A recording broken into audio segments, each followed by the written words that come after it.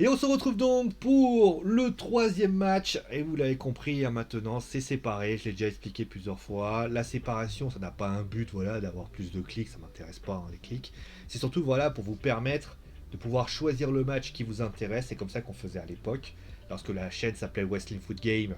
Et bien sur Wrestling Football, on garde les mêmes fondamentaux, puisque vous aurez tous les matchs qui vous seront proposés. Si vous avez voulu savoir ce que je pense de Charlotte, Azuka et tout ça, bah, c'est cette vidéo-là. Si c'est Robert Roode, bah, ce sera cette vidéo l'autre, et ainsi de suite, et ainsi de suite. Bon, qu'est-ce qu'on peut dire finalement? Ben, on va passer maintenant à Charlotte, Rhea Ripley et Azuka. Il y a beaucoup de choses à dire concrètement dans cette rivalité. Mais vous savez, avoir beaucoup de choses à dire ne vous donne pas le droit aussi de dire n'importe quoi. Voilà, c'est un peu, un peu la leçon finalement de cette rivalité.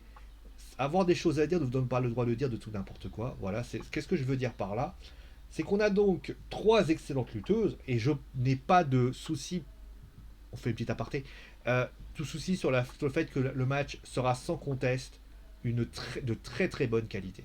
Celui qui me dit, voilà, on a trois artistes, on a trois lutteuses talentueuses et qui ont d'ailleurs à la technique différente, donc ça peut vraiment donner une excellente rivalité, clairement. Ça permet notamment aussi de clôturer finalement Azuka en tant que championne, qui aura eu un règne très honorable.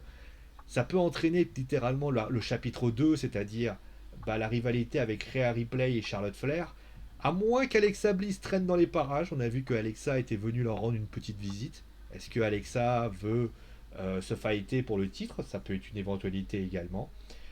Maintenant, pour moi, qu'est-ce que j'ai à dire de cette rivalité? Moi, ce que je peux juste dire, c'est que cette rivalité, je la trouve, elle a été à la fois très bonne. Charlotte a fait ce qu'elle avait à faire, comme elle a été parfois trop brouillonne. C'est-à-dire que j'ai eu l'impression que la WWE est partie dans un délire. Ils se sont rendus compte d'un truc, ils sont partis dans un autre délire, et au final, ils sont partis dans un délire qui a été compliqué. Je j'ai pas trop compris où ils voulaient en venir en fait. Je veux dire, prenons un exemple. Vous décidez, voilà, Rhea Ripley et Azuka était la première chose. Charlotte Flair, comme elle est irréparable, s'en prend à un arbitre, et elle décide d'être suspendue. Elle décide, voilà, les officiels, enfin Adam Pearce, décide de le surprendre. Sonia Deville, à ce moment-là, décide de calmer le jeu et de remettre Charlotte en ligne de compte. Je l'ai dit durant toute la rivalité avec Charlotte, je parle de Charlotte, après on parlera de la rivalité en globalité. Moi, Charlotte, le gros problème que j'ai avec Charlotte, c'est que Charlotte, est-ce qu'il y avait besoin d'aller aussi vite? On a l'impression d'ailleurs, pour info, que depuis que Charlotte est revenue, alors on voit que Sonia et Charlotte ont l'air d'avoir une petite discussion sur ce qui pourrait arriver, ce qui n'est pas un problème en soi, mais il faut pas se leurrer. Charlotte est, à un moment donné, était aussi rapide. Là, on va dire que Sonia va devoir essayer de justifier. D'ailleurs, regardez, là, cette semaine, on n'a pas eu vraiment de discussion. Alors certes, il y a eu quelques petits sous-entendus à Raw, mais moi je suis convaincu que ça manque de punch.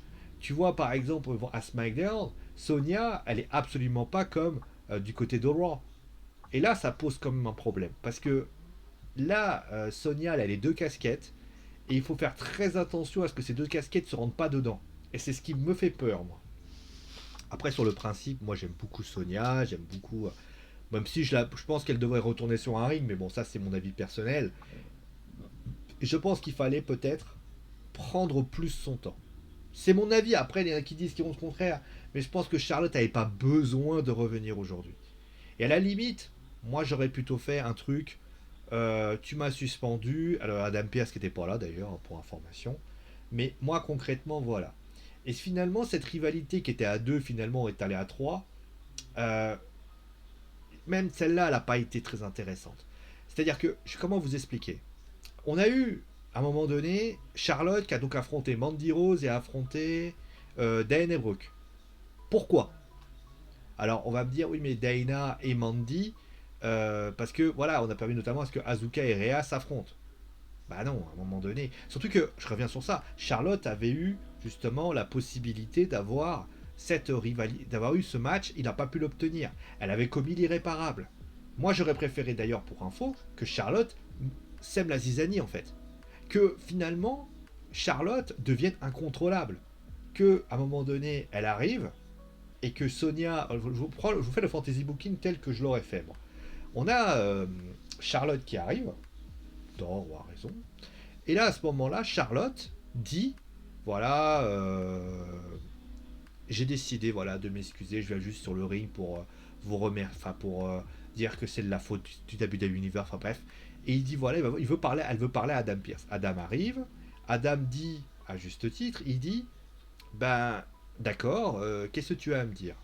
Et elle essaye de lui expliquer qu'il faut qu'elle reprenne, pas pour elle, mais parce que le show, et d'ailleurs elle le dit, Charlotte, elle le dit, et c'est tellement bien amené. D'ailleurs, ce qu'elle dit à Sonia quand elle essaie de convaincre Sonia de la mettre dans le titre, le match pour le titre, ce discours-là, il aurait dû être simplement sur le fait que Sonia est une lutteuse. Sonia est une lutteuse. Charlotte est une lutteuse qui fait vendre. C'est ce que dit Roman, et ce qui aurait pu être fait. Et c'est pas du tout ce qui va se passer. Elle va revenir en mode ouais bah excusez-moi. T'as quand même frappé un arbitre quand même. Hein. Donc ça me paraît un peu compliqué. Donc là, Charlotte, donc elle décide d'accepter, donc voilà. Et la Miss Flair, bah à ce moment-là, moi ce que j'aurais fait, c'est que Adam aurait refusé de dire non. Et là, à ce moment-là, excédée, elle aurait mis une patate à. Elle aurait mis une claque à Adam. Adam énervé aurait dit bah c'est quoi, j'en ai marre de ta gueule, t'es viré. Là, t'aurais eu un truc.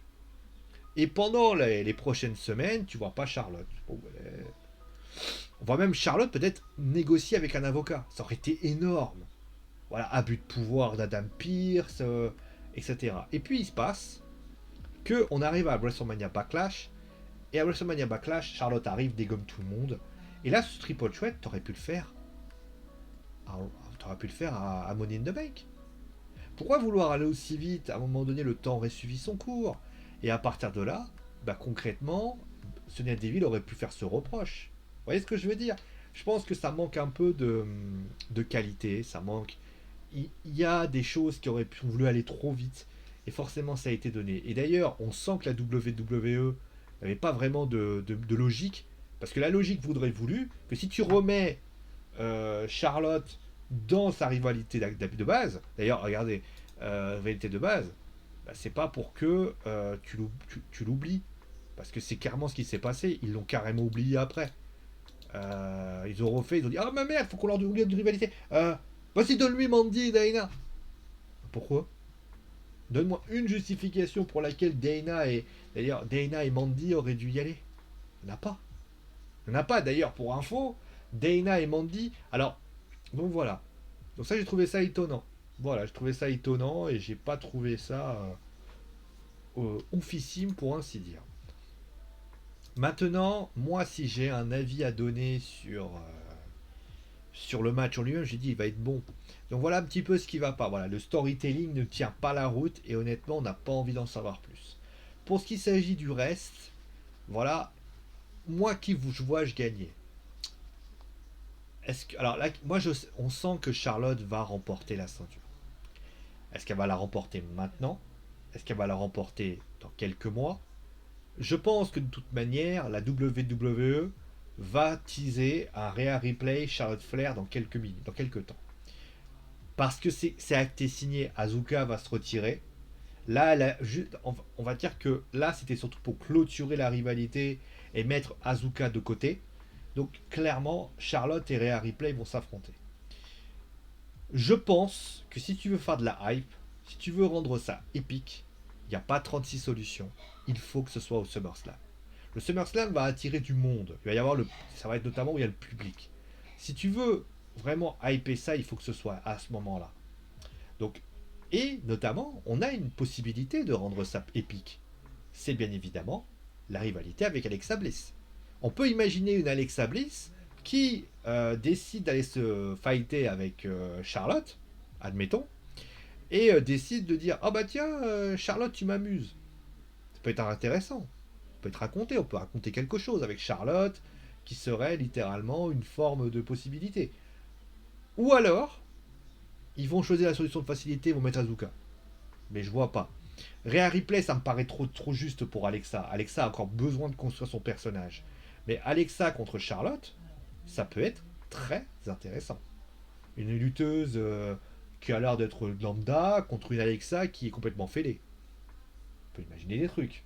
Ça peut être pas mal. Mais je vois pas Charlotte remporter. Je vois toujours Rhea gagner. Surtout qu'elle a remporté la seule il y a un mois. On va éviter de lui reprendre maintenant.